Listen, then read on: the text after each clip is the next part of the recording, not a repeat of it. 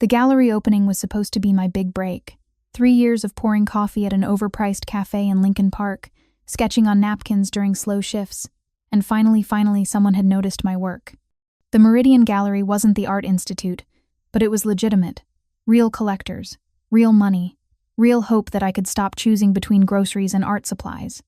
If you're enjoying this story so far, don't forget to hit the like button and subscribe. Drop a comment telling me where in the world you're watching from. I love hearing from you. I smoothed down my black dress, the only one I own nice enough for tonight, and adjusted the scarf around my neck. Soft cashmere in deep burgundy, hand-knitted by my grandmother before the dementia had stolen her nimble fingers and most of her memories. It was the most valuable thing I owned, not in dollars, but in everything that actually mattered.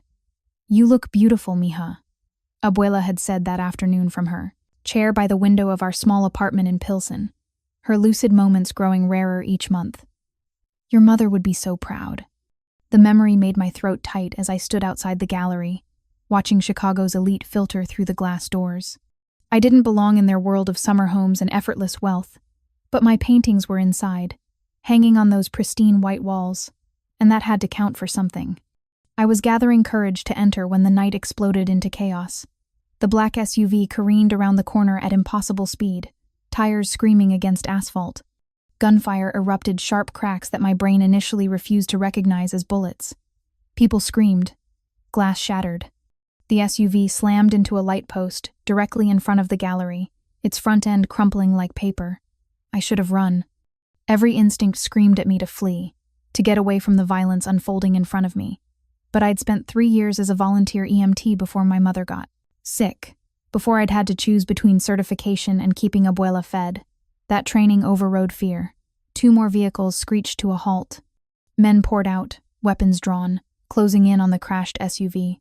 Then came the second wave of gunfire, a coordinated attack that sent those same men diving for cover. Return fire came from inside the SUV, muzzle flashes visible through the shattered windows. It lasted maybe 30 seconds. It felt like hours. When the shooting stopped, the attackers fled, leaving behind a scene of carnage that would haunt me forever.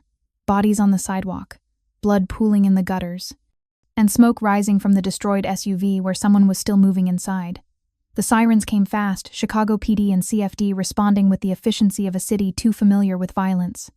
I pressed myself against the gallery wall as police established a perimeter and paramedics rushed to the wounded. I counted 15 EMTs and paramedics working the scene, moving with practiced urgency between victims. I watched them approach the SUV, then pull back, approach again, then retreat. Their body language told a story I'd seen before they were triaging, making impossible choices about who could be saved and who was already gone. "He's gone," I heard one paramedic say to another, both of them backing away from the driver's side of the SUV. "Too much blood loss. We need to focus on the ones we can save." "Command, this is Unit 12. Another spoke into his radio. "We have 1 DOA in the primary vehicle, multiple GSWs to the chest and abdomen, requesting permission to move to the next victim. DOA, dead on arrival." But I saw his hand move. Just a slight twitch of fingers through the shattered window, barely visible in the chaos and the flashing emergency lights. But I saw it. My feet moved before my brain caught up, carrying me toward the SUV even as police shouted warnings. I ducked under the crime scene tape, ignoring the officers yelling at me too. I get back, and yanked open the mangled driver's door. He was slumped against the steering wheel, expensive suit soaked crimson, his face turned away from me. Blood, so much blood, pooled in the footwell and dripped from the dashboard. The paramedics were right about one thing. He was dying. But he wasn't dead yet. "Sir, can you hear me?" My voice came out steadier than I felt as I pressed my fingers to his neck, searching for a pulse. It was there, thready and weak, but there. "Stay with me. Help is coming." His head turned slightly, and I found myself staring into eyes of extraordinary amber gold, clouded with pain but still aware, still fighting. Blood bubbled at his lips as he tried to speak. "Don't talk," I said, my hands already assessing his injuries with the clinical detachment my EMT training had drilled into me. Multiple gunshot wounds to the torso, at least 3, maybe more. The bleeding was catastrophic. I needed pressure. I needed gauze, bandages, a trauma kit. I had none of those things. What I had was my grandmother's scarf. The cashmere was soft against my palms as I unwound it from my neck. the last gift from the woman who'd raised me after my mother died. The woman I was slowly losing to a disease that stole memories and left a stranger in her place. It was irreplaceable, priceless. I didn't hesitate. I pressed the burgundy fabric against the worst of his wounds, using both hands to apply pressure that made him grunt in pain. His eyes, those striking amber eyes, focused on me with sudden intensity. "You're going to be fine," I told him, though we both knew it might be a lie. "Just stay with me. Keep your eyes open. What's your name?" "Dante," he managed, his voice barely a whisper. "Dante. Moretti." The name meant nothing to me then. I was too focused on keeping him alive, on maintaining pressure while blood soaked through the cashmere, turning burgundy to black. My hands were slick with it, warm and terrifying. "I'm Sophia," I said, "because people fought harder when you made it personal, when they had a name to hold on to. Sophia Reyes. And you're not dying tonight, Dante. I won't let you." Something flickered in his eyes, surprise maybe, or recognition of the determination in my voice. His hand came up, fingers wrapping weakly around my wrist where I pressed the scarf to his chest. "Paramedics!" I screamed over my shoulder, never taking my eyes off Dante. "I have a pulse. He's still alive." 2 EMTs appeared at my elbow, one of them the same man who'd declared Dante dead moments earlier. His eyes widened when he saw the rise and fall of Dante's chest, shallow but present. "Jesus," he breathed. "Help me," I interrupted. "I need a trauma kit. Now." They moved into action, finally, their professional instincts overriding whatever had made them give up before. But I didn't move, didn't release pressure on the wounds, even as they worked around me. My scarf was destroyed, saturated with blood, but he was working. His bleeding had slowed. "You're doing great," I murmured to Dante as the paramedics prepared to move him. His eyes never left my face, as if I were an anchor keeping him tethered to consciousness. "Just a little longer. Stay with me." "The scarf," he rasped, his words slurred but urgent. "Keep it." "Shh, don't worry about that," I said, though my heart clenched at the loss. "It's just fabric." It wasn't just fabric. It was my grandmother's hands working the needles during the good days, before her mind had started to unravel. It was my mother's scent that had clung to it for months after her funeral. It was 3 generations of love and memory, now soaked with a stranger's blood. But it had saved a life. That had to mean something. They loaded Dante onto a gurney with efficient speed, my scarf still pressed to his wounds by a paramedic who understood pressure points and trauma. As they lifted him into the ambulance, his hand shot out, catching mine with surprising strength. "Sophia Reyes," he said, his voice clearer now, as if adrenaline were fighting through the pain. "I won't forget." Then they were closing the doors, sirens wailing as the ambulance peeled away from the curb, leaving me standing in a pool of blood that wasn't mine, my hands shaking as shock finally set in. "Ma'am, I need you to come with me." The police detective was tall, graying at the temples, with kind eyes that had seen too much. His badge identified him as Detective Marcus Chen, CPD Homicide. "I didn't see anything," I said automatically. The instinct of someone who'd grown up in neighborhoods where talking to police got you killed. "I believe you," Chen said gently. "But you just saved the life of Dante Moretti. That makes you either incredibly brave or incredibly foolish, and I need to know which one before I let you walk away from here." The name still meant nothing to me. Just a man who'd been bleeding out in a car, who'd needed help that no one else would give him. "I saw someone who was still alive," I said. "The paramedic said he was dead, but he wasn't. So I helped him. That's all." Detective Chen studied me with an expression I couldn't read. "You really don't know who he is, do you?" "Should I?"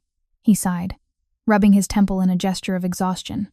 "Dante Moretti runs the largest organized crime family in Chicago. The Moretti organization controls everything from the docks to downtown construction, with connections that reach into City Hall and beyond. The men who tried to kill him tonight? Rival family trying to start a war that will put bodies in the streets for months?" The world tilted slightly. "Organized crime. Mafia. I'd just saved a mob boss." "I didn't know," I whispered. I saw someone dying, and I couldn't walk away." If you're hooked on this story, make sure to subscribe and turn on notifications so you never miss an upload. Your support means everything and helps me bring you more emotional stories like this one. "That's what makes you brave," Chen said quietly. "It's also what's going to make your life very complicated. The Morettis don't forget debts. and you just incurred one from the most powerful man in Chicago. They kept me at the police station for 3 hours, asking questions I couldn't answer about an attack I hadn't really witnessed. Detective Chen was patient, walking me through every detail while other officers processed the scene. By the time they released me, it was past midnight, and exhaustion had settled into my bones. My phone had 17 missed calls.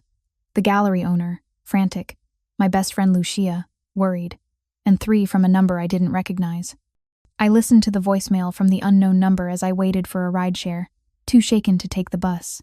"Miss Reyes, this is Vincent Calabrese. I work for Mr. Moretti. He's out of surgery and stable, thanks to you. He's asked me to ensure you arrive home safely and to retrieve the scarf you used tonight. It means a great deal to him. Someone will be in touch." The voice was cultured, professional, with an edge that suggested Vincent Calabrese was used to being obeyed. The mention of my scarf made something twist in my chest, a mix of loss and confusion. Why would a crime lord care about a blood-soaked piece of fabric? The black car that pulled up wasn't a rideshare. It was a Mercedes S-Class with tinted windows and a driver who knew my name before I spoke it. "Miss Reyes," he said, opening the rear door with practiced formality. "Mr. Calabrese asked me to drive you home. No charge, of course." I should have refused. Should have insisted on taking public transit, on keeping my life separate from whatever world Dante Moretti inhabited. But I was so tired, and my hands still had traces of blood under the nails despite washing them 3 times at the police station. "Thank you," I heard myself say, sliding into leather seats that probably cost more than my monthly rent. The drive to Pilsen was silent, except for soft classical music from the speakers.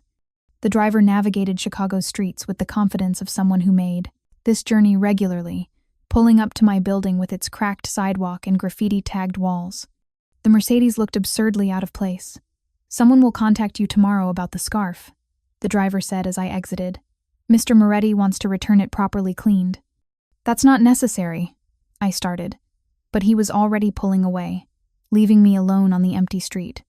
Abuela was asleep when I crept into our apartment, snoring softly in her bedroom with the nightlight I kept on for her bad nights when she forgot where she was.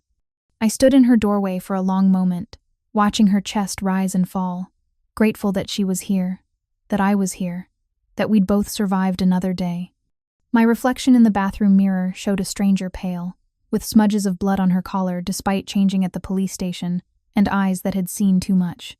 I stripped off the dress, throwing it in the trash. Some stains went deeper than fabric. Sleep wouldn't come. I lay in bed, watching headlights pass across my ceiling, replaying those moments in the SUV, Dante's amber eyes finding mine, the warmth of his blood soaking through cashmere, the way his hand had gripped my wrist, as if I were the only thing keeping him anchored to life. "I won't forget," he'd said. Something told me he meant it, and I had no idea what that promise would cost me. Morning came too soon, sunlight streaming through thin curtains that did nothing to block Chicago's aggressive brightness. I'd finally fallen asleep around 4, which meant 3 hours of rest punctuated by dreams of blood and amber eyes. "You look terrible, mija," Abuela announced from the kitchen table where she was meticulously arranging her medications, the morning routine that sometimes she remembered and sometimes I had to prompt. Today was a good day. "Bad dreams?" "Something like that," I said, kissing her forehead before starting coffee. The TV was on, tuned to the local news because Abuela liked the weather. A man's smile. "Shooting last night outside the Meridian Gallery left 3 dead and 7 wounded," the anchor was saying. Police have not released the names of the victims, but sources confirm that prominent businessman Dante Moretti was among those injured. Moretti, CEO of Moretti Development and reportedly connected to organized crime, is listed in critical but stable condition at Northwestern Memorial Hospital. The screen showed footage of the scene I'd left hours ago. Police tape, covered bodies, and a close-up of the destroyed SUV. Then another image, a professional headshot of Dante Moretti. In the photo, he wore a tailored suit and an expression of controlled authority. His dark hair was styled back from a face of sharp angles and Mediterranean features, and those amber eyes stared out from the screen with an intensity that made my breath catch. He looked nothing like the dying man I'd held last night, yet somehow exactly the same. "They say he's Mafia," Abuela commented, squinting at the TV. "Like in the old movies. You think that's true?" "I think the world is more complicated than movies." I said carefully, tearing my eyes away from his image. My phone buzzed. Unknown number. Miss Reyes, this is Vincent Calabrese. Mr. Moretti would like to thank you personally. A car will collect you at 10 a.m. to take you to the hospital. This is not optional. I stared at the message, my heart rate kicking up. Not optional. The polite phrasing didn't disguise the command underneath. I have to work, I typed back. And my grandmother needs me. The response came immediately. Your shift at the café has been covered. A nurse will stay with your grandmother. The car arrives in 1 hour. How did he know where I worked? Where I lived was obvious they'd driven me home. But my job, my schedule, Abuela's needs? They'd done research. Fast, thorough research that sent a chill down my spine. I have to go out for a while, I told Abuela, trying to keep my voice casual. Someone's coming to sit with you. Her eyes sharpened with the clarity that came and went like weather. The man from the TV, she said. Not a question. You helped him. How did you? I'm old, not stupid, she interrupted. And you have blood under your fingernails still. Be careful, Sophia. Men like that, they don't let go of debts. Detective Chen had said almost the same thing. The coincidence made me uneasy. The nurse arrived at 9:45, a kind-faced woman named Patricia, who had credentials from Northwestern Memorial and came bearing Abuela's favorite pan dulce from the bakery 3 blocks away. Another detail they shouldn't have known. I'm trained in dementia care, Patricia assured me, her smile genuine. Your grandmother will be in excellent hands. The Mercedes pulled up exactly at 10. Same driver, same classical music. But this time the destination was Northwestern Memorial Hospital's private wing, the floor where politicians and celebrities recovered away from public scrutiny. Vincent Calabrese met me in the hallway outside Dante's room. He was younger than I'd expected, maybe mid-40s, with silver threading through dark hair and eyes that assessed me with uncomfortable precision. His suit probably cost more than 3 months of my rent. Miss Reyes, he said, extending a hand. His grip was firm, professional. Thank you for coming. You didn't really give me a choice, I pointed out. A flicker of amusement crossed his features. Mr. Moretti can be insistent when something matters to him. And you, Miss Reyes, matter very much. He pushed open the door to a private suite that looked more like a luxury hotel room than a hospital. Flowers filled every surface, elaborate arrangements that must have cost thousands.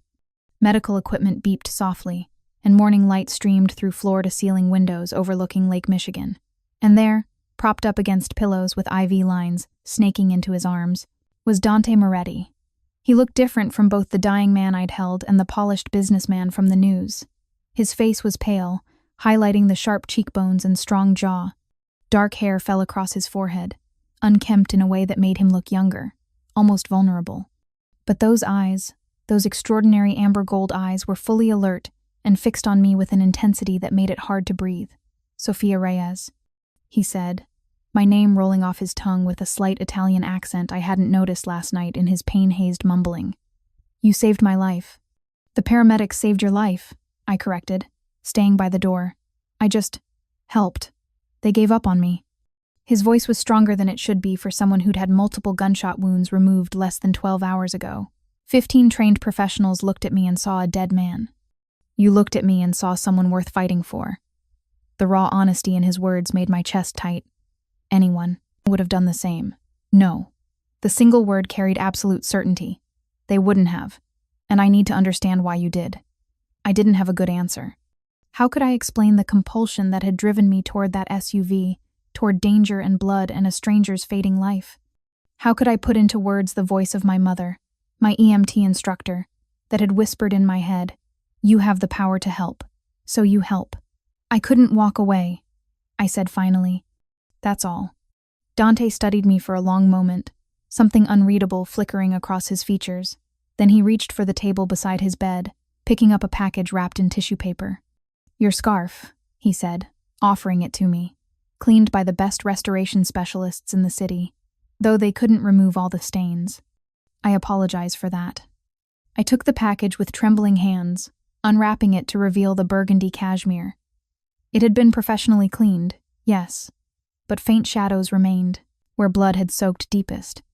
The specialists had preserved it as much as possible, but it would never be the same. Just like me, after last night. It was my grandmother's, I heard myself say. The last thing she made before dementia took her ability to knit, before it started taking everything else. Understanding dawned in Dante's eyes. And you used it to save the life of a stranger. A criminal, according to the police and media. I used it to save a life, I corrected. What you do for a living isn't my business. It is now, he said quietly. Whether you wanted it to be or not. The moment you pressed that scarf to my chest, you became part of my world. And my world doesn't let people go easily.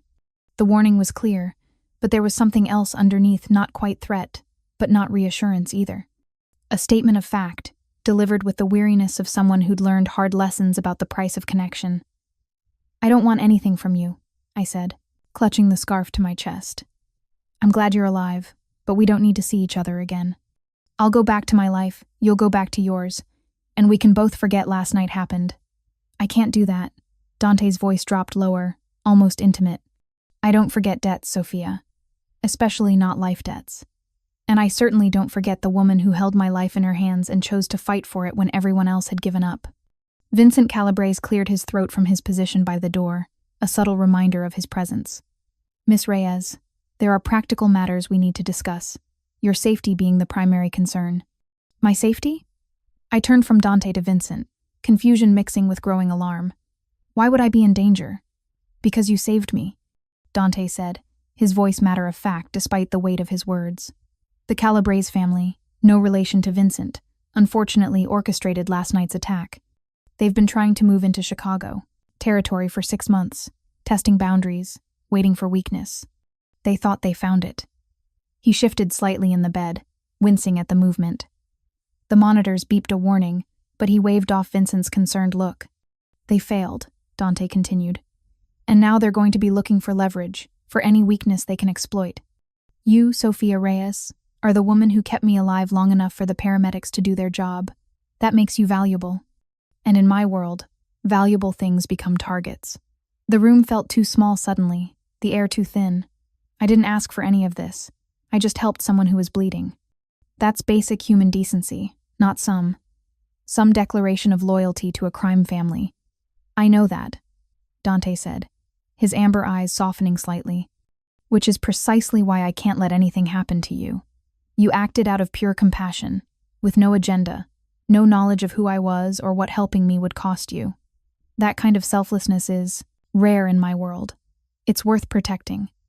I don't need protection, I insisted, even as a small voice in my head whispered that I absolutely did. I need to go home to my grandmother, go to work, live my life, that's all. Vincent spoke up, his tone apologetic but firm. Miss Reyes, 3 men were spotted outside your apartment building this morning. We've identified them as associates of the Calabrese organization. They're watching you, learning your routine, waiting for an opportunity. Ice flooded my veins. My grandmother is safe, Vincent assured me quickly. We have a team watching your building now. Patricia, the nurse with her, is trained in security as well as elder care. No one will get near your grandmother without going through people who are very good at their jobs. I sank into the chair beside Dante's bed, my legs suddenly unable to support me. This couldn't be happening. 24 hours ago, my biggest concerns were whether the gallery opening would lead to actual sales and making sure Abuela took her evening medications. Now I was being told that professional criminals were stalking me because I'd used my grandmother's scarf to stop a mob boss from bleeding out. How long? I asked, my voice smaller than I wanted it to be. How long until they lose interest and leave me alone? Dante and Vincent exchanged a look that told me everything I needed to know before either of them spoke. They won't, Dante said quietly. Not unless we make it very clear that you're under my protection. That touching you would be the last mistake they ever make. And how do we do that? I asked, though part of me wasn't sure I wanted to know the answer. You move into my home, Dante said, as if suggesting I stay for dinner rather than upending my entire life. You and your grandmother both. My estate has full medical facilities, staff trained in dementia care, and security that makes Fort Knox look like a convenience store. You'll be safe there while we handle the Calabrese situation. I laughed, the sound edged with hysteria. You want me to move into your house? With my grandmother who has dementia and sometimes thinks it's 1987? You want us to just, what, play house while you have some kind of mob war in the streets? I want you alive, Dante said, his intensity cutting through my rising panic. I want your grandmother safe. I want the woman who saved my life to actually survive the consequences of that kindness. Is that really so difficult to understand? Yes, I said honestly. Because I don't know you. I don't know if you're genuinely concerned for my safety or if this is some kind of ownership thing. Like I'm a possession now because you owe me a debt. Something flickered across Dante's face, hurt maybe, or recognition of an uncomfortable truth. I won't lie and say the debt doesn't matter, he said carefully. In my world, debts are currency, and life debts are the most valuable of all. But this isn't about ownership, Sophia. This is about the fact that I've already lost too many people I care about to violence, and I refuse to add your name to that list. The raw pain in his voice caught me off guard. This wasn't the calculated crime lord from the news, or even the commanding presence I'd expected when I walked into this room. This was a man who'd stared death in the face last night and found something in my eyes that he wasn't willing to let go of. I need to talk to my grandmother, I said finally. I need to see her, make sure she's really okay, and I need to explain something, though I have no idea what. Vincent will drive you, Dante said. And Sophia, thank you for considering this instead of just walking out. A lot of people would have run. I'm still considering running, I admitted. I just need to make sure Abuela is safe first. The ghost of a smile touched his lips. That's what makes you different from most people I know. They'd save themselves first and worry about others later. You do it backward. Maybe that's why I'm always broke and living in a crumbling apartment, I muttered, standing to leave. Or maybe, Dante said softly, it's why you're the kind of person worth protecting. The ride back to Pilsen was silent, except for the city noise filtering through the Mercedes's thick windows. Vincent drove with the same professional efficiency as before, navigating traffic with ease while I clutched my grandmother's scarf and tried to process everything that had happened in the last 12 hours. My phone buzzed constantly, Lucia wanting to know if I was okay after seeing my name mentioned in news reports, the gallery owner asking when I could reschedule my appearance, my boss at the café confused about why someone had called to cover my shift. Normal life trying to reassert itself while I sat in a luxury car driven by a mob lieutenant, heading home to tell my grandmother we might need to move in with Chicago's most notorious crime boss. Patricia met me at the apartment door, her professional smile firmly in place. She's had a good morning, she reported quietly. Very lucid, asking about you constantly. I told her you had an important meeting. Thank you, I said, genuinely grateful. Can you give us a few minutes alone? Of course. I'll be right outside if you need anything. Abuela was in her chair by the window, her favorite spot for watching the street below.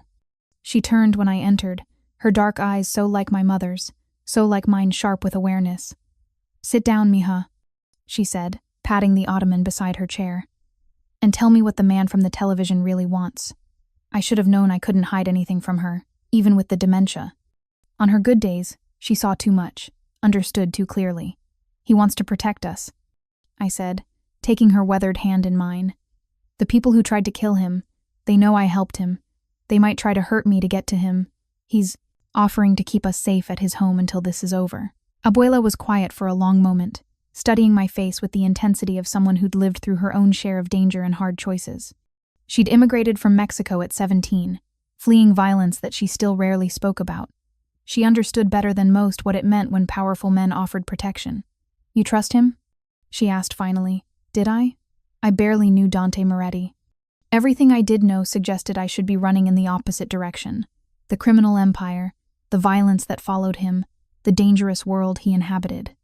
But I remembered his eyes finding mine in that SUV, the way his hand had gripped my wrist like I was the only thing anchoring him to life, the raw pain in his voice when he'd talked about losing people he cared about.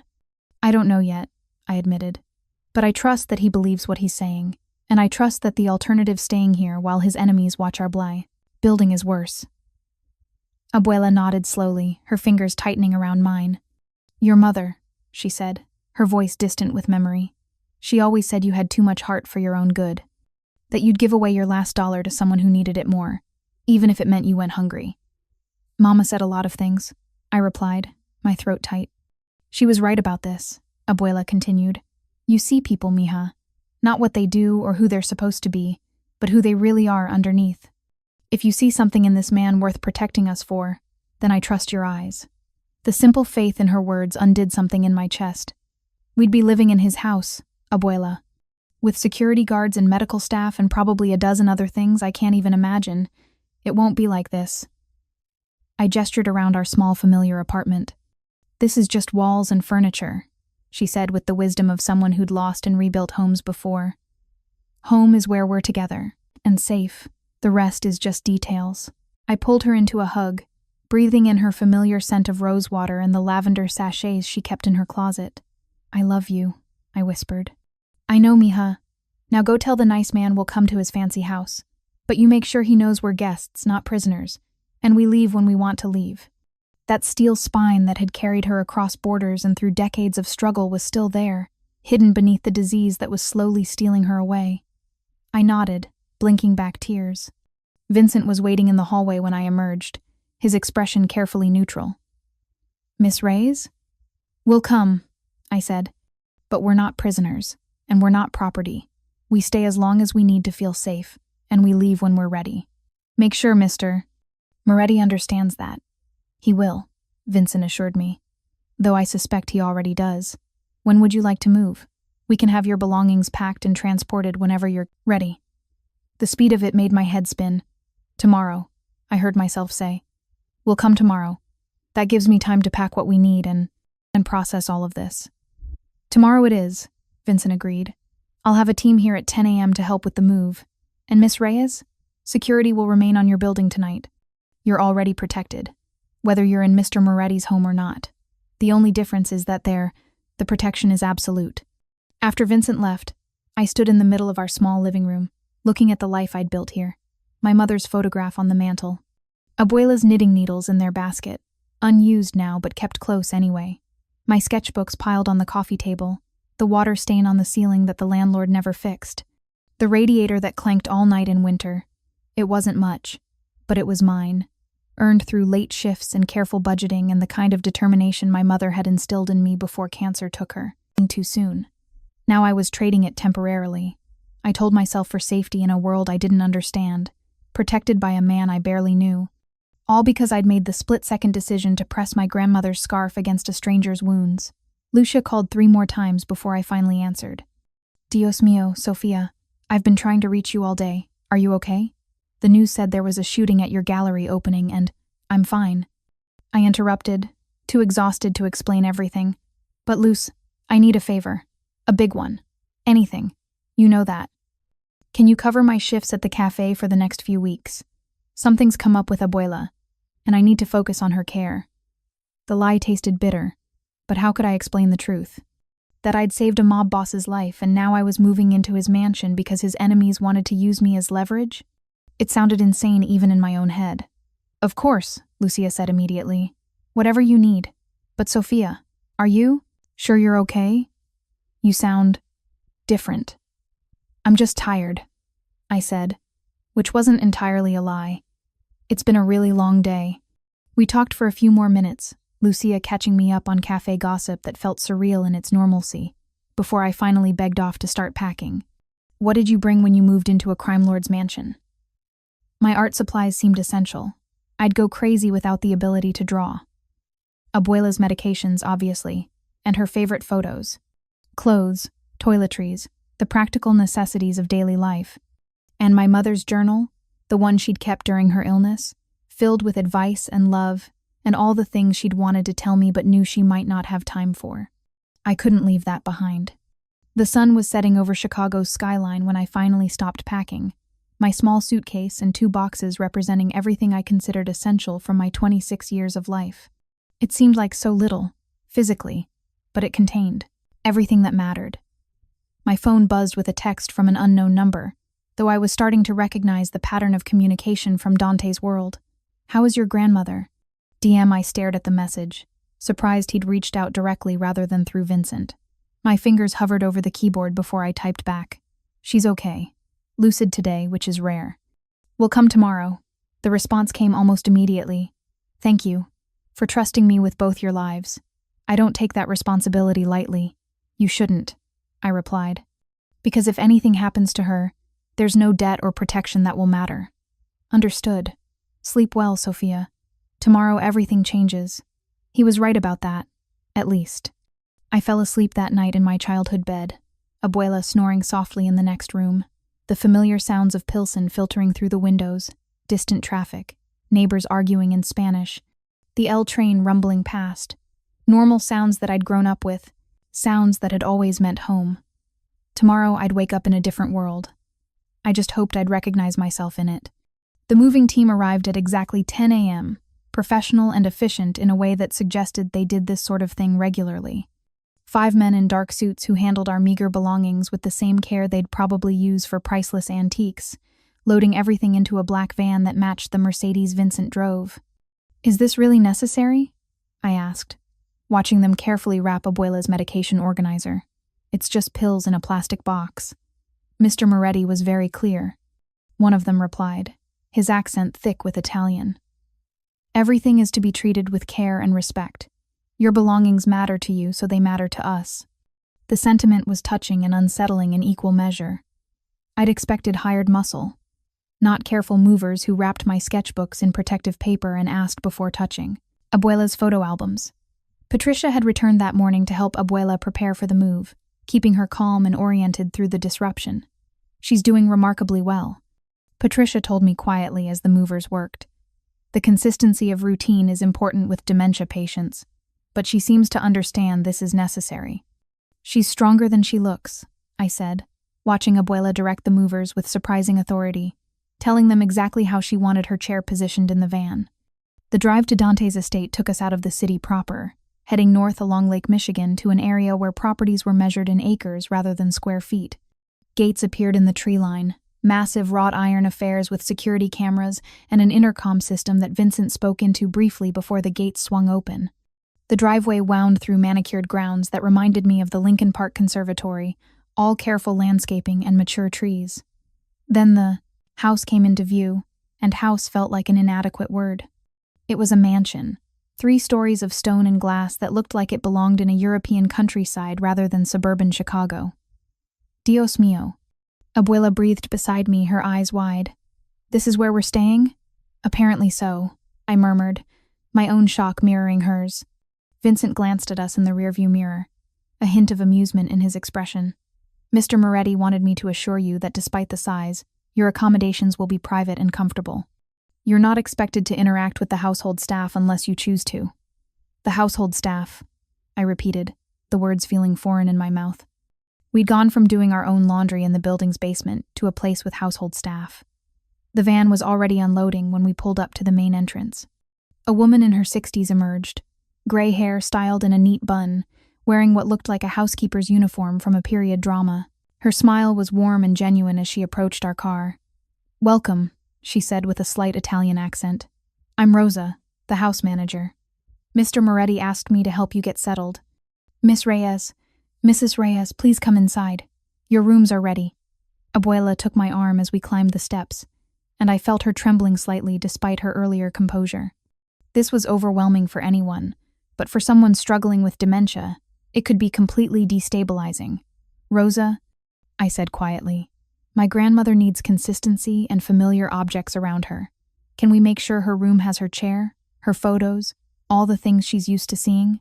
"Already arranged," Rosa assured me, her eyes kind. "Mr. Moretti was very specific about your grandmother's needs." Patricia briefed us on her condition, and we've prepared a suite on the first floor with all her familiar items and easy access to the gardens. Studies show familiar views and natural light are helpful for dementia patients. The fact that they'd done research, that Dante had apparently involved himself in details about my grandmother's care, caught me off guard. I'd expected security and protection, not this level of thoughtful accommodation. The interior of the mansion was as overwhelming as the exterior: marble floors, soaring ceilings, artwork that probably belonged in museums. But Rosa led us away from the grand public spaces to a quieter wing, opening a door to reveal a suite that took my breath away. It was beautiful, yes, with its tall windows and elegant furniture. But more importantly, it was carefully arranged with Abuela's comfort in mind. Her favorite chair was positioned by the window with perfect light for reading. Her photos were already displayed on the dresser, arranged in the exact same order they'd been in our apartment. Her medications were organized in her familiar container on the nightstand. Even the lavender sachets from her closet were there, lending the room her familiar scent. "How?" I whispered, turning to Rosa. "Mr. Moretti requested detailed photos of your apartment yesterday," Rosa explained. "He wanted your grandmother to feel at home immediately. The gardens are visible from her window, and there's a path she can walk safely, always within sight of the house. Patricia will continue to visit daily, and we have 2 other nurses trained in dementia care on staff if needed." Abuela moved slowly through the room, touching familiar objects with evident relief.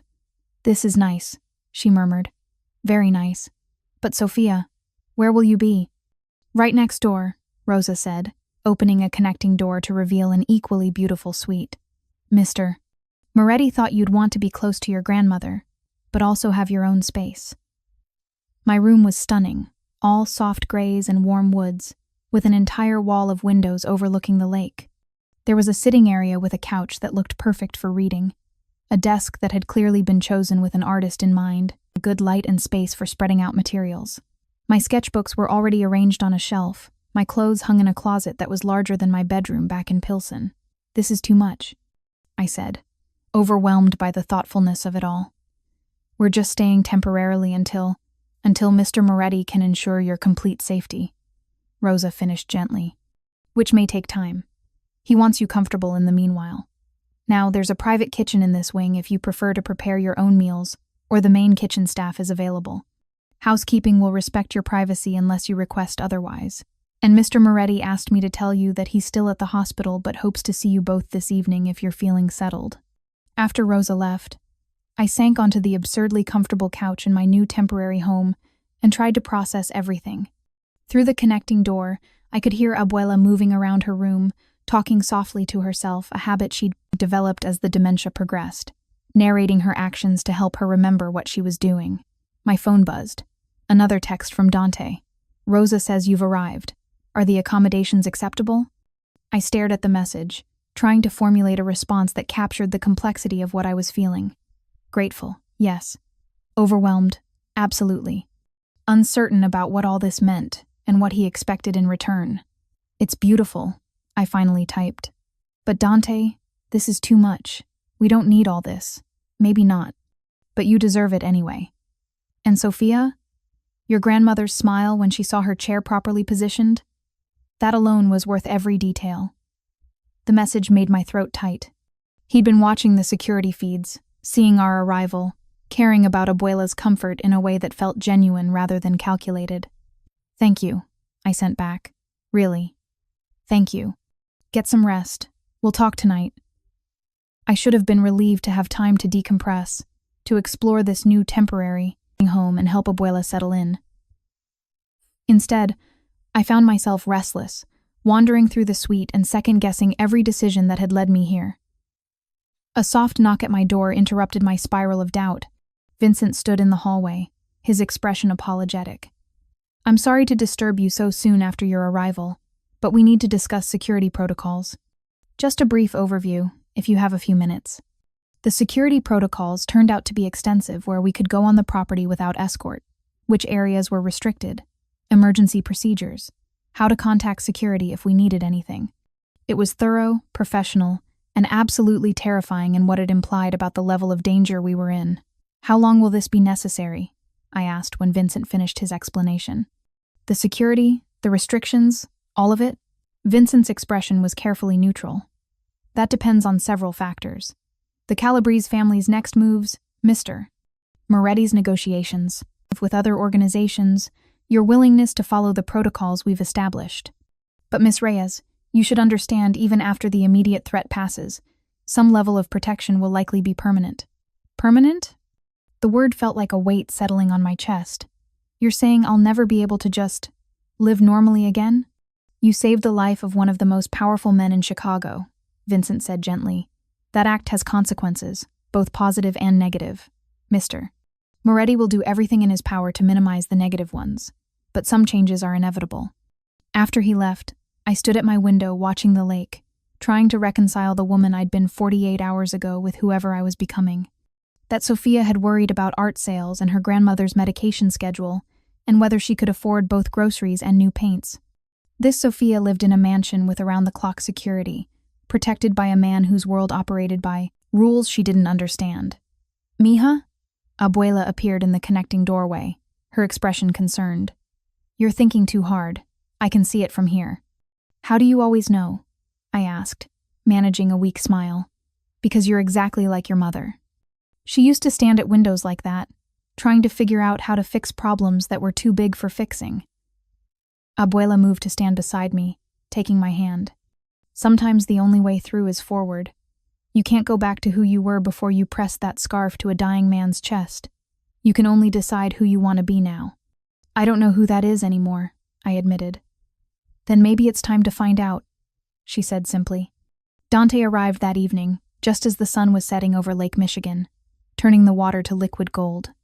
Rosa had warned us he was coming, giving Abuela time to change into one of her nicer dresses and me a chance to, prepare myself for seeing him again in this context.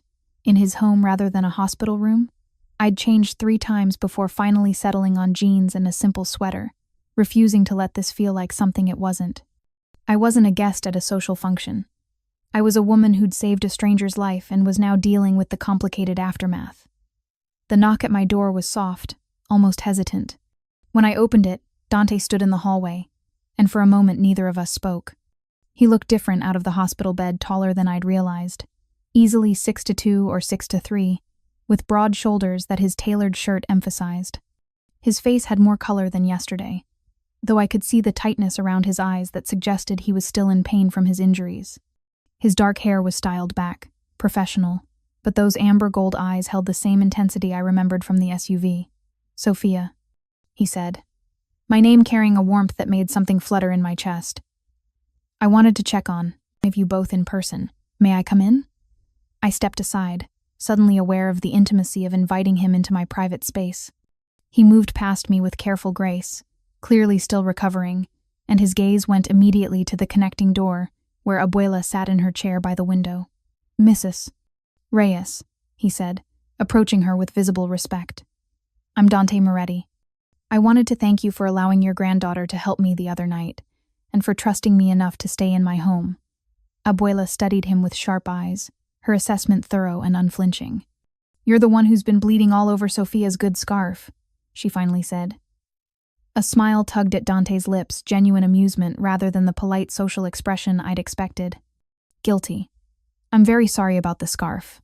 I've had it cleaned, but I understand it can never truly be replaced. No, Abuela agreed. But then, neither can a life. My granddaughter tells me you're trying to keep us safe from people who want to hurt us because she was kind to you. Is that true? Yes, ma'am. And what do you want in return? The question was direct, challenging. Men like you don't give without expecting something back. Dante didn't flinch from her scrutiny. I want Sophia and you to be safe, that's all. No strings, no expectations beyond allowing me to fulfill the debt I owe. You're lying, Abuela said calmly. Not about the safety, I believe that, but about wanting nothing else. I see how you look at her. Heat flooded my face. Abuela. It's all right, mija. I'm old, not blind. She turned back to Dante. You be honest with her about what you want, and you be honest with yourself about what she can afford to give. My granddaughter has a big heart, but it's already been broken enough times. She doesn't need a powerful man adding to that collection.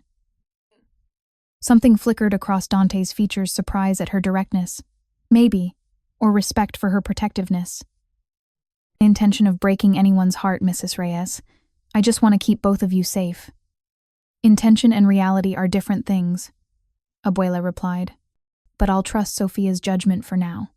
She sees people clearly, even when they can't see themselves. She stood, moving toward her bedroom with the careful steps of someone whose body didn't always cooperate. I'm going to rest now. You two talk. Honestly. After she left, closing the connecting door behind her, silence settled over the room. Dante moved to the window I'd stood at earlier, looking out at the darkening lake. Your grandmother is remarkable, he said finally.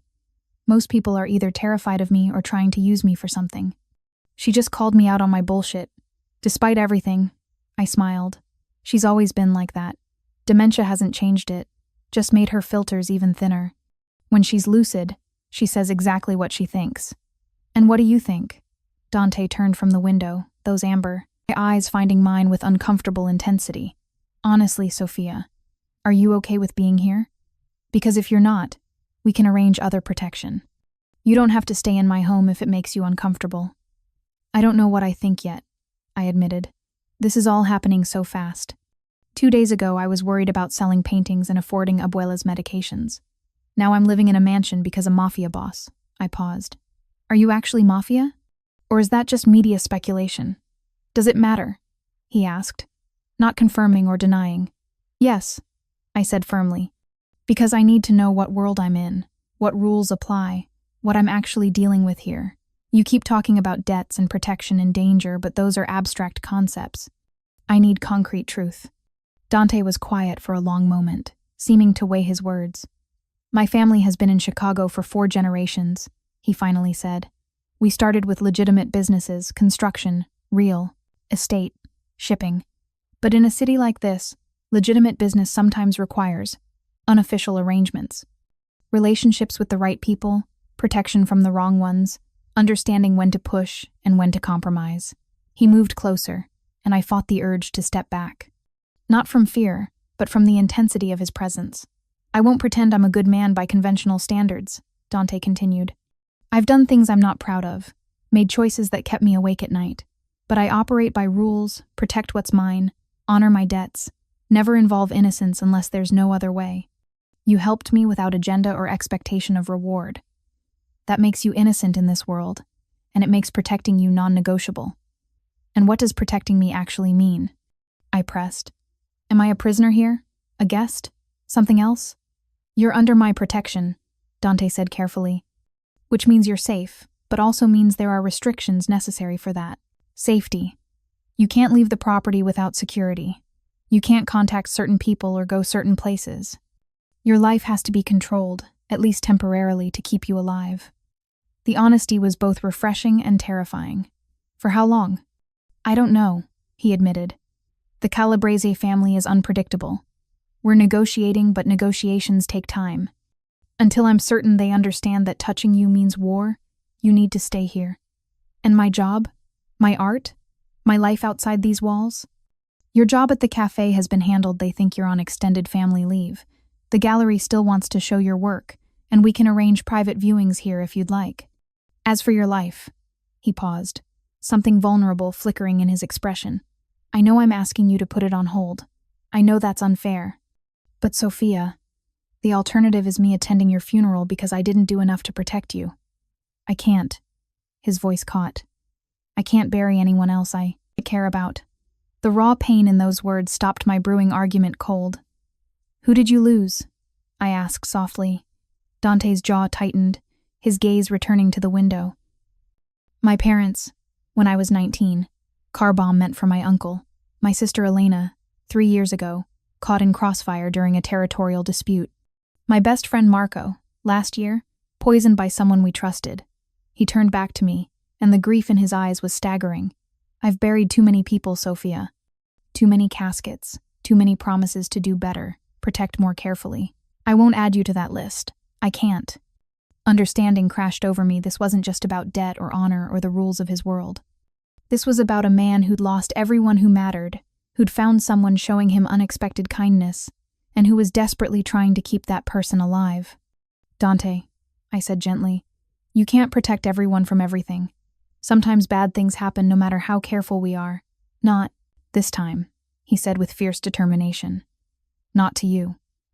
Before I could respond, his phone buzzed. He checked it, his expression darkening instantly. Vincent needs me. There's been a development with the Calabrese situation. He looked at me, conflict clear on his face. I have to go handle this, but we're not done talking. Tomorrow? Tomorrow, I agreed. He moved toward the door, then paused, turning back. Sophia, thank you, for staying, for trusting me enough to let me do this. I know it's not easy. Neither is knowing someone might hurt me because I helped you, I replied honestly. But we're here now. We'll figure it out. After he left, I stood at the window where he'd stood, looking out at the lake and thinking about the man who'd just bared his grief to me. He was dangerous, yes. powerful and connected to a world I'd never wanted to be part of. But he was also human, wounded in ways that had nothing to do with last night's bullets. And that humanity scared me more than any criminal connection ever could, because it made him real. It made his desire to protect me real. And it made the growing connection between us something I couldn't simply dismiss as debt or obligation. "You're in trouble, mija," Abuela said from her doorway, her voice knowing. "Why do you say that?" "Because I know that look. It's the same one your mother had when she met your father right before everything got complicated." She moved to stand beside me, her hand finding mine. "He's got a good heart under all that danger, but good hearts don't make the danger less real." "I know," I whispered. "Just be careful," she said, "with your heart and with your life, because once you're all the way in his world, there might not be a way back out."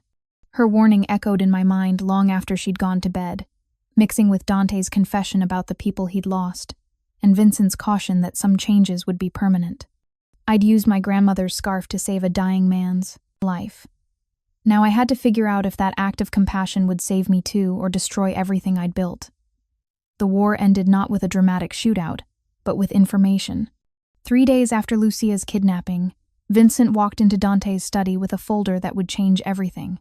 I was there, had been spending more time in his private spaces as the lines between protection and partnership blurred completely. "We found the leak," Vincent announced, dropping the folder on Dante's desk, "and it's worse than we thought. Inside were bank statements, wire transfers, and surveillance photos. The traitor wasn't someone in Dante's organization. It was someone in the Calabrese family itself. Victor's own nephew, Marco, had been feeding information to the FBI, trying to bring down both families to take control himself. He orchestrated everything," Vincent explained. "The hit on you, the restaurant attack, even Lucia's kidnapping. Not to help his uncle, but to weaken both sides. Enough that he could step in as a federal informant turned legitimate businessman. He gets immunity, we all go to prison, and he inherits what's left." Dante's expression was unreadable as he studied the documents. "Does Victor know? Not yet. But he will. I've sent him everything." The implications were staggering. Victor Calabrese, Dante's sworn enemy, had been manipulated by his own family. The revelation shifted the entire landscape of their conflict. "He'll want a meeting," Dante said quietly. "To discuss terms." "What terms?" I asked, confused. "He tried to kill you. His people targeted me, kidnapped Lucia. His nephew did those things," Dante corrected. "Victor sanctioned some of it, yes, but the escalation, the civilian targets, that was Marco trying to force a war that would destroy us both. Victor's ruthless, but he's not stupid. This information changes the equation." The meeting happened 2 days later, not in a warehouse but in a neutral location, a private room at one of Chicago's oldest Italian restaurants, owned by a family respected by both sides. I insisted on being there, despite everyone's objections. "If we're ending this war, I want to see it end," I told Dante. "No more sitting in security centers watching screens. I'm part of this now." He studied me for a long moment, then nodded. "But you stay beside me. No arguments." Victor Calabrese looked older than he had at the warehouse, the weight of betrayal aging him visibly. He arrived with only one guard, a gesture of tentative trust. His eyes found mine immediately. "Miss Reyes, I owe you an apology. My nephew used my name, my authority, to target you and your friend. That was never my intention. But you did approve the initial moves against Dante," I pointed out. "The restaurant, the attack, some of that was you." "It was," Victor admitted without hesitation. "I wanted territory, wanted to prove the Moretti family could be challenged, but I never authorized targeting civilians. That's a line I don't cross, no matter what your boyfriend thinks of me." "Then we have common ground," Dante said, his voice carefully neutral. "Neither of us wants a war that destroys what we've built, and neither of us wants to let a traitor profit from manipulating us both." What followed was the most surreal negotiation I'd ever witnessed. 2 men who'd been trying to kill each other days ago, calmly discussing territory divisions, profit sharing, and how to handle Marco's betrayal. They spoke in a language of respect and pragmatism I was only beginning to understand. "The South Docks," Victor said eventually. "That's what I wanted from the beginning. Not all of them, but access. Fair access, not controlled by any single family." "Agreed," Dante replied. but the restaurants and legitimate businesses stay neutral. Anyone can operate there, but no one owns them. Competition stays legal. And Marco? Dante's expression hardened. He tried to destroy both our families. That requires a response. I'll handle my nephew, Victor said, his voice cold. Family matters are handled internally. But I want assurances, no federal involvement, no witnesses who might complicate things. I felt Dante tense beside me, understanding what Victor was really asking. Permission to kill his own nephew quietly, without interference. This was the world I'd chosen, where family betrayal was punished with death, discussed over expensive wine like a business transaction. Sophia? Dante turned to me, his expression unreadable. This is the part where you decide if you can live with who I am. Everyone in the room was watching me. Victor, his guard, Vincent, even the restaurant owner who'd been quietly observing from the corner. They were waiting to see if the civilian woman would balk, would demand justice or mercy, or some idealistic compromise. I thought about Lucia, terrified and bound in that warehouse, about the restaurant workers who'd died, about my grandmother, who'd be unsafe forever if this war continued, about Dante, carrying the weight of impossible choices every single day. I think, I said carefully, that some problems don't have clean solutions, and I think Marco created this situation knowing exactly what the consequences would be. If his uncle wants to handle family matters internally, that's between them. The relief in Dante's eyes was palpable. Victor nodded slowly, respect flickering across his features. You're stronger than you look, Miss Reyes. Moretti's lucky to have you. The meeting ended with handshakes and agreements that would reshape Chicago's criminal landscape. No more war, no more civilian targets. Just business, conducted with the brutal efficiency that both families understood. On the drive back to the estate, Dante was quiet. I could feel the tension radiating from him, questions he wanted to ask but didn't quite know how. You're wondering if you've corrupted me, I said finally. If I've become someone my mother wouldn't recognize. Yes, he admitted. Maybe you have, I replied honestly. Or maybe I've just learned to see the world as it actually is instead of how I wished it would be. Either way, I made my choice. I choose you, Dante. All of you, including the parts that scare me. His hand found mine, fingers interlacing. I'll spend the rest of my life trying to be worthy of that choice. You already are. The aftermath took weeks to fully settle. Marco Calabrese disappeared, his fate unspoken but understood. The FBI's investigation stalled without their informant, cases that had seemed solid suddenly falling apart. Detective Chen visited once more, his expression resigned. I know you're involved in all of this somehow, he told me privately. But I can't prove it, and honestly, I'm not sure I want to anymore. You've changed, Miss Reyes. I just hope it's a change you can live with. So do I admitted. Lucia eventually returned to her own apartment, but she visited often, gradually accepting the strange new reality of my life. She and Dante developed a wary mutual respect, bonding over their shared desire to keep me safe and occasionally ganging up on me when they thought I was being reckless. Abuela's condition stabilized with the excellent medical care and consistent routine. On her good days, she'd sit in the garden with Dante, telling him stories about Mexico and my mother, while he listened with genuine interest. On her bad days, he'd hold my hand while I cried, offering comfort without trying to fix the unfixable. 3 months after that first night when I'd pressed my grandmother's scarf to a dying man's chest, Dante asked me to walk with him by the lake. The autumn air was crisp, leaves turning brilliant shades of gold and red. I have something for you, he said, pulling a small box from his pocket. My heart stuttered. Dante, it's not what you think, he interrupted with a slight smile. Not yet, anyway. Though I'm absolutely planning that conversation for when you're ready. Inside the box was my grandmother's scarf, but transformed. A skilled artisan had carefully preserved the bloodstains, now faded to brown shadows, while reinforcing the fabric and adding a silk lining. It was both exactly what it had been and something entirely new. I couldn't fully restore it, Dante explained. Those stains are permanent, just like the night we met is permanent. But I wanted you to have it back, to know that the sacrifice you made wasn't forgotten. I held the scarf with shaking hands, tears streaming down my face. It's perfect. Thank you. Sophia Reyes, he said softly, turning me to face him. You saved my life that night, but you've done so much more since then. You've reminded me why the life I'm trying to build matters. You've shown me that strength comes in forms I never recognized. And you've made me believe that even someone like me can deserve something good. You do deserve good. Things, I insisted. You've worked so hard to be better than— Let me finish, he interrupted gently. I know we haven't known each other long. I know the circumstances of how we met were insane, and the life I'm offering isn't what most people would choose. But I'm asking anyway, will you stay? Not as someone I'm protecting, but as my partner, in everything. Are you asking what I think you're asking? I'm asking if you'll build a life with me, Dante clarified. The legal proposal can come later, with a ring and all the traditional romance you deserve. Right now, I just need to know, are you in this with me? Fully, permanently, accepting all the complications that come with it? I wrapped the scarf around my neck, feeling its familiar weight transformed. I'm in, fully, permanently, complications and all. Because you're right, we haven't known each other long. But I know enough. I know you're worth fighting for, worth building something with. So yes, Dante. I'm staying. The kiss that followed was gentle and fierce simultaneously.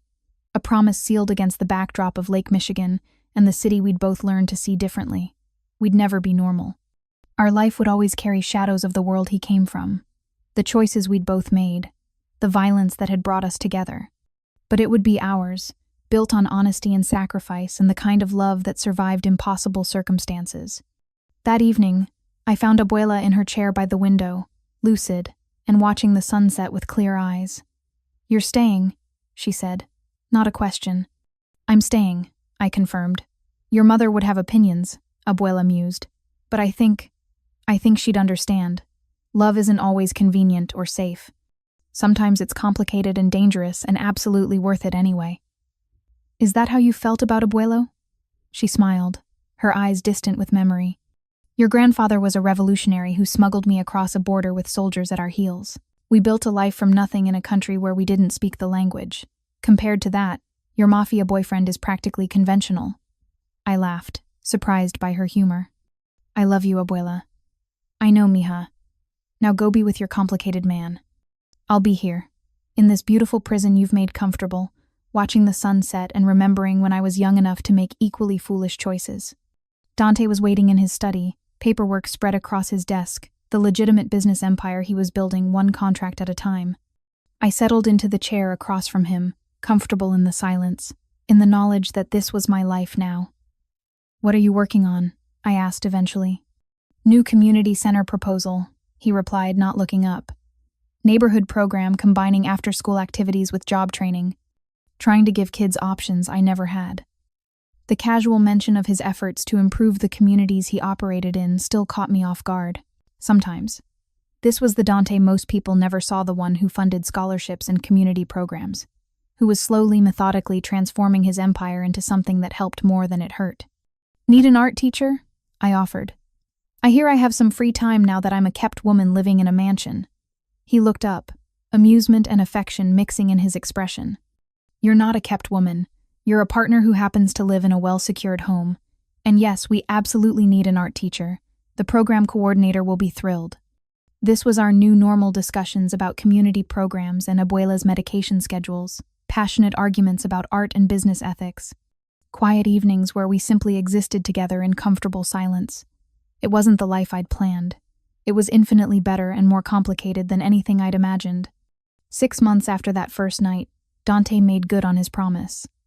The proposal came during a private gallery, showing of my work paintings inspired by my time at the estate, the lake at different hours, studies of light and shadow that captured both beauty and underlying darkness. He got down on one knee in front of my art, in front of Lucia and Abuela, and the small circle of friends who'd become our family. The ring was simple, elegant, with a stone the exact color of the lake at sunset. Sofia Reyes, he said, you saved my life with a scarf in your bare hands. You've saved my soul with your compassion and your refusal to let me hide from who I want to be. Will you marry me? Yes, I replied without hesitation. 1,000 times yes.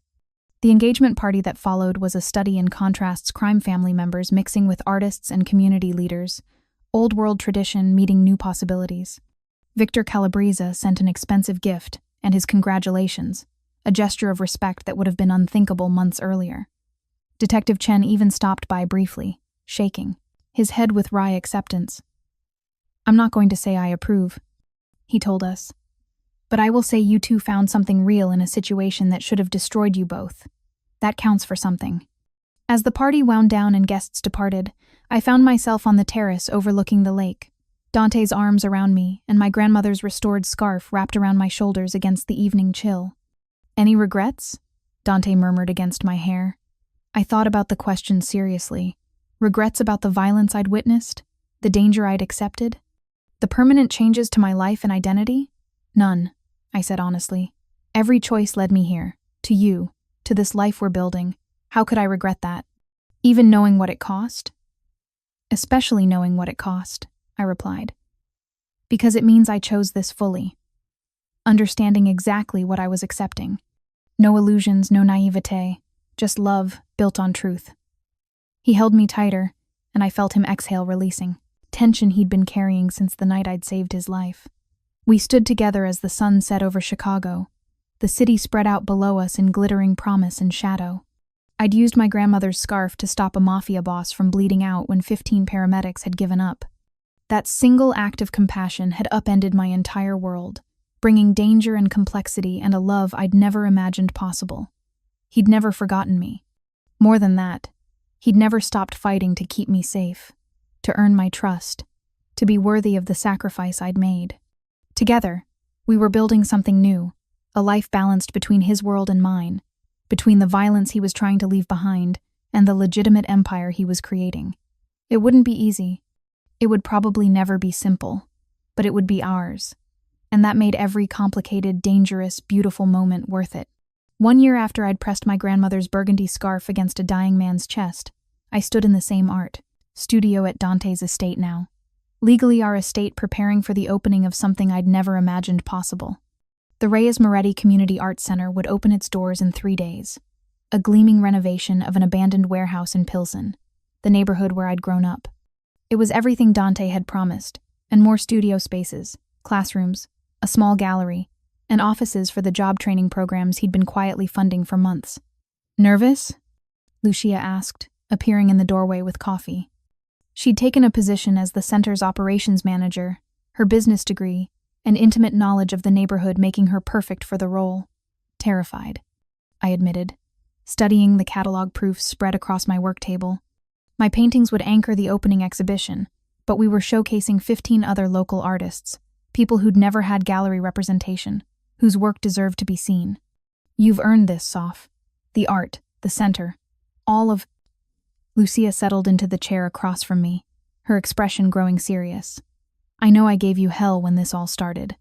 I thought you were making a terrible mistake, getting involved with Dante. And now?" I asked, curious about her shift in perspective. "Now I see what he sees in you," she replied. "The way you've transformed his world from the inside. That community center isn't just a tax write-off or PR move. It's genuine change, and it's happening because you insisted on it. Because you showed him there were ways to build power that didn't require violence." I glanced at the framed photograph on my desk, Dante and me at the groundbreaking ceremony, surrounded by neighborhood kids and community leaders. His expression in that photo was different from the dangerous crime lord the media portrayed. He looked hopeful. He was already moving that direction, I said. I just helped him see the path more clearly. "You did more than that," Lucia insisted. "You gave him a reason to want better. For himself, for the people who depend on him. That matters, Sophia." Before I could respond, my phone buzzed with a message from Dante. "Emergency. Need you at the main house. Now." My stomach dropped. Emergency could mean anything in our world: federal investigations, rival families, threats we hadn't anticipated. I was already moving toward the door when Lucia caught my arm. "Want me to come with?" "No, stay here. I'll text if it's something serious." The walk from the studio to the main house took less than 3 minutes, but my mind raced through possibilities with each step. We'd had peace for a year, genuine peace, built on the uneasy alliance between Dante and Victor Calabrese. But peace in their world was always temporary, always conditional. I found Dante in his study, but he wasn't alone. Vincent stood by the window, his expression carefully neutral. And seated in the chair across from Dante's desk was a woman I'd never seen before, late 50s, elegant, with sharp eyes that assessed me immediately. "Sophia," Dante said, rising. The tension in his shoulders told me this was indeed serious. "This is Maria Castellano. She represents the Commission." The Commission. I'd learned enough about Dante's world to know what that meant. The Council of Family Heads that governed organized crime in the northeastern United States. They were the ultimate authority, the ones who sanctioned wars or demanded peace. "Miss Reyes." Maria greeted me with a slight nod. "I've heard a great deal about you. The woman who saved Dante Moretti's life and somehow survived the complications that followed." "I had help," I replied carefully, moving to stand beside Dante. "Indeed, Mr. Moretti has been quite protective." Maria's gaze moved between us, assessing. "Which brings me to why I'm here. The Commission has been watching your arrangement with interest. A civilian woman, fully integrated into a family's operations. It's unprecedented." "Sophia isn't involved in criminal operations," Dante said, his voice tight with warning. "She's my fiancée, nothing more." "Nothing more?" Maria's eyebrow arched. "She negotiated with Victor Calabrese during your peace talks. She's on the board of 3 legitimate businesses that provide cover for less legitimate activities. She knows details about operations that could put you away for life. I'd say she's quite involved, Mr. Moretti." Ice flooded my veins. This was an interrogation disguised as a courtesy call. The Commission was determining whether I was an asset or a liability to their entire structure. "What do you want?" I asked directly, tired of verbal sparring. Maria smiled, genuine amusement flickering across her features. "Direct. I appreciate that. What I want, Miss Reyes, is to understand your loyalties. You came from nothing, stumbled into this world by accident. Now you're engaged to one of our most powerful members. Some might see that as opportunism. Others might see you as a federal plant, someone turned informant in exchange for protection." "I'm neither," I said firmly. "I'm a woman who made a choice to save someone's life, then made another choice to stay when I learned who he really was. My loyalty is to Dante, not to any organization or federal agency. Even if that loyalty costs you your freedom," Maria pressed. "The FBI still investigates Mr. Moretti. Detective Chen still watches this household. One subpoena, one grand jury summons, and you could be forced to testify against the man you claim to love. What then?" The question hung in the air, heavy with implication. This was the real test. Would I protect Dante even at the cost of my own freedom? "Then I suppose I'd learn how comfortable federal prison cells are," I replied, meeting her gaze steadily. "Because I wouldn't testify against him.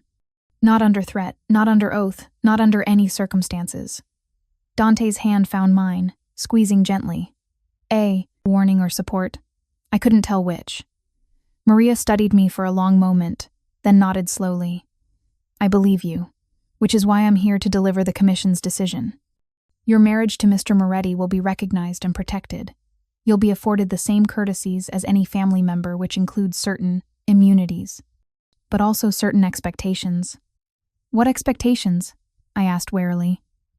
"Discretion, primarily," Maria replied. "You've already proven you understand the value of silence. Continue that practice. Additionally, the Commission expects that any children from this union be raised with understanding of their heritage and responsibilities." Children. The word hit like a physical blow. We discussed marriage, building a life together, but the reality of raising children in this world was something we'd carefully avoided addressing. "We haven't decided about children yet," Dante said carefully. "But when you do," Maria continued smoothly, "they'll be Morettis. That name carries weight, Miss Reyes. It carries expectations. Your children would inherit not just wealth and influence, but also enemies and obligations. The Commission needs assurance that you understand this." I thought about my mother, who'd raised me alone after my father abandoned us. About Abuela, who'd fled violence in Mexico only to watch her daughter die too young. About the children I'd imagined someday having taught to paint, to question, to see beauty in the world. Could I raise children in Dante's world? Could I teach them to be good people while acknowledging the complicated reality of their father's empire? "I understand," I said finally. "If Dante and I have children, I'll raise them to understand their heritage. But I'll also raise them to know there are choices that they can build on what their father created without repeating all of his mistakes. That legacy can evolve. Something flickered in Maria's expression. Surprise, maybe, or respect. A diplomatic answer. Very well. The commission recognizes your engagement and grants its blessing. The wedding can proceed without interference. After she left, escorted out by Vincent, I sank into the chair she'd vacated. My hands were shaking with delayed reaction to the interrogation I'd just endured. That was a test, I said. She was determining whether I'm a liability. Yes, Dante admitted, kneeling beside my chair. And you passed. Sophia, I'm sorry. I knew the commission would want to meet you eventually, but I hoped to prepare you first. Would it have helped? I asked, knowing in advance that my loyalty would be tested, that my hypothetical children's futures would be discussed like business assets? Probably not, he conceded. But I could have been there for you instead of watching helplessly while you defended yourself. You were there, I corrected, touching his face. And I wasn't helpless. I made my choice a year ago, Dante. Everything since then has just been living with the consequences of that choice. Do you regret it? The question was quiet, vulnerable. Seeing what your life has become, what it will always be, do you wish you'd just called 911 instead of helping me yourself? I thought about the question honestly.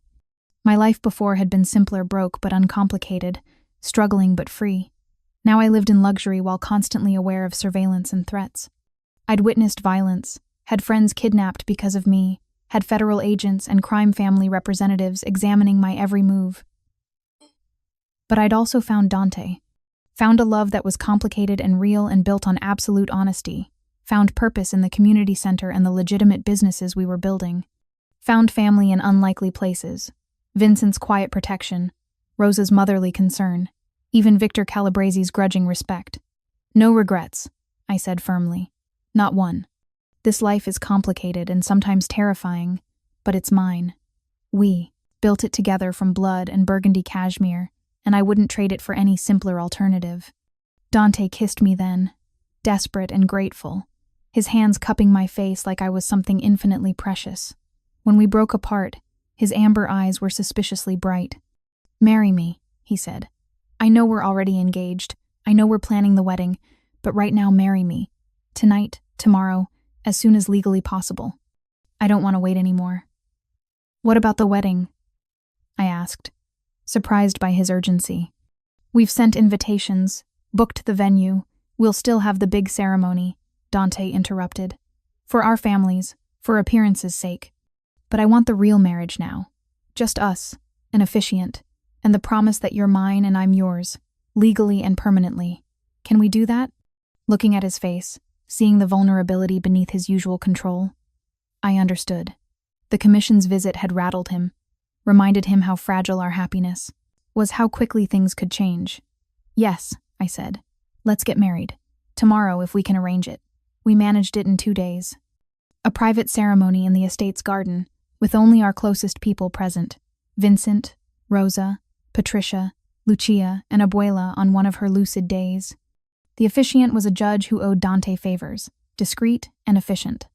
I wore a simple white dress that Rosa had somehow produced overnight, and I wrapped my grandmother's restored scarf around my shoulders despite the warm afternoon. Dante wore a dark suit, his expression transforming from controlled crime lord to something softer when he saw me walking toward him. The ceremony was brief, traditional vows spoken with absolute sincerity. When the judge pronounced us married, Dante kissed me like it was the first and last time, simultaneously claiming and cherishing in equal measure. Mrs. Moretti? He murmured against my lips. How does it sound? Like a promise kept, I replied, thinking of that first night when he'd told me he never forgot. He'd promised to protect me, to keep me safe, to be worthy of the life I'd saved. He'd kept every promise. The reception was intimate, just dinner with our small group in the estate's dining room. Abuela was tired but happy, squeezing my hand with surprising strength. Your mother would have approved, she said clearly. Not of his business, perhaps, but of the man himself. She always said the measure of a person wasn't what they'd done, but what they were trying to become. He's trying, mija. That counts. I know, Abuela. As the evening wound down, I found Dante on the terrace where he'd proposed months earlier. The lake stretched out before us, Chicago's lights reflecting on dark water. Happy? He asked, pulling me against his side. Completely, I confirmed, though I never imagined my wedding day would involve commission approval and a 2-hour time frame. We'll do it properly in 3 months, he promised. Big ceremony, ridiculous cake, all the traditional elements. This was just for us, the real promise, no performance required. I liked it this way, I admitted. Intimate, honest. No pretense about what our life actually is. What is our life? Dante asked, genuine curiosity in his voice. A year ago, you saved a dying criminal. Now you're married to him, running community programs, navigating commission politics. How do you explain this to yourself? I considered the question, watching the lake shimmer under moonlight. I think, I said slowly, that life is rarely the straight path we imagine. Sometimes it's chaotic and dangerous and takes us places we never planned to go. But those detours can lead to destinations we never knew we needed. Very philosophical for someone who started as an artist from Pilsen, Dante teased gently. I'm still an artist from Pilsen, I corrected. I'm just also Mrs. Sophia Moretti now, wife of Chicago's most notorious businessman, advocate for community, development, and professional keeper of complicated secrets. I contain multitudes. That you do, Dante agreed, and I'm grateful for every single one of them. We stood together in comfortable silence, his arms around me and my grandmother's scarf soft against my skin. Tomorrow, I'd return to preparing for the community center opening. Next week, we'd attend a meeting with city officials about expansion plans. In 3 months, we'd have the elaborate wedding ceremony that satisfied both our families and maintained appearances.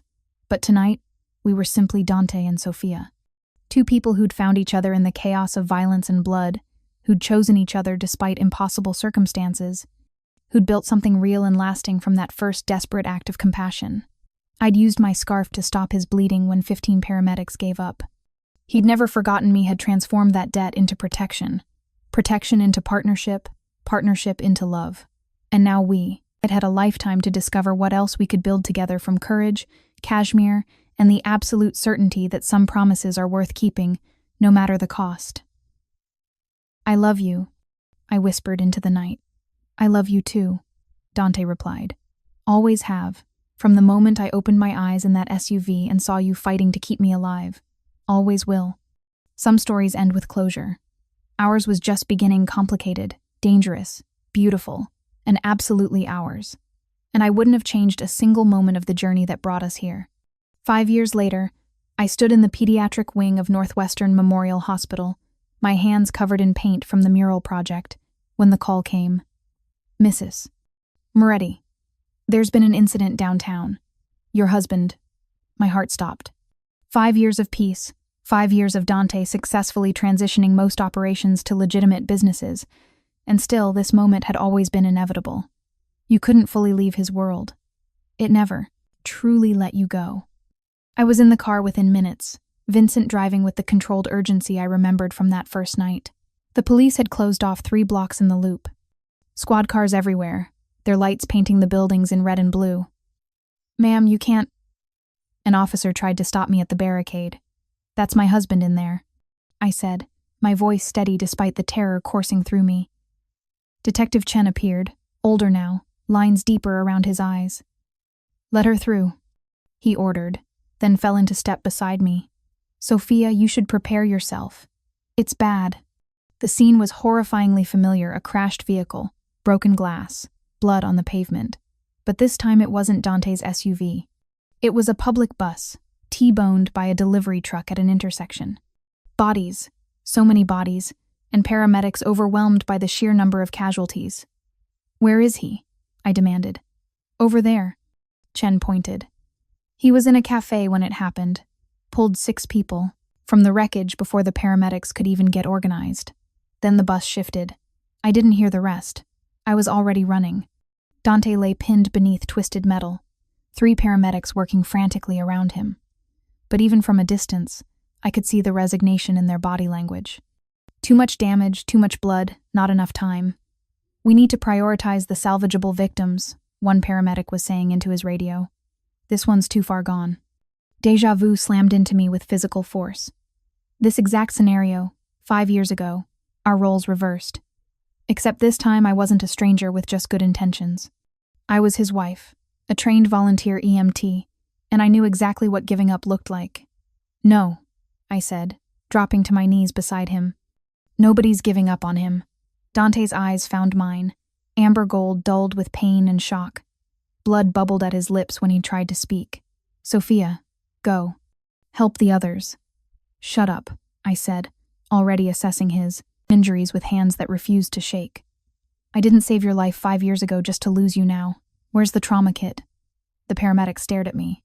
One started to protest, but something in my expression stopped him. He handed over supplies instead.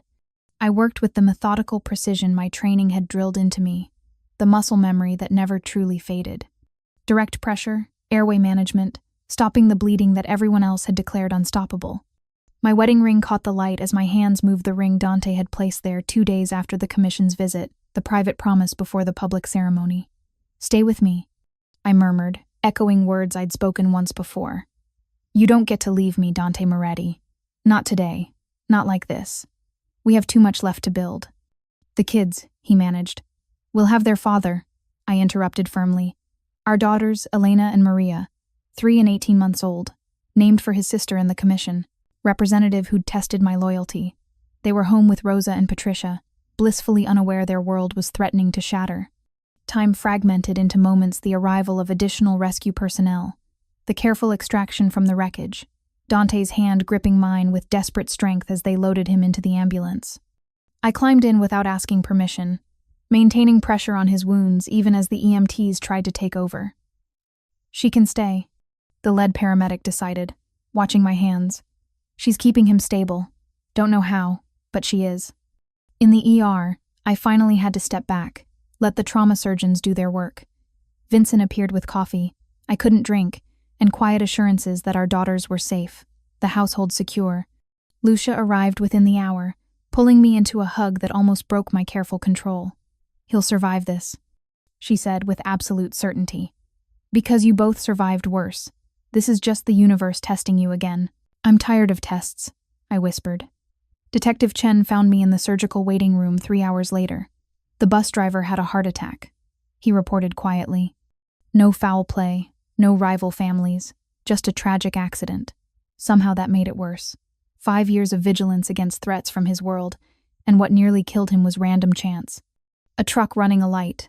Wrong place, wrong time. He's been good, Chen continued, settling into the chair beside me.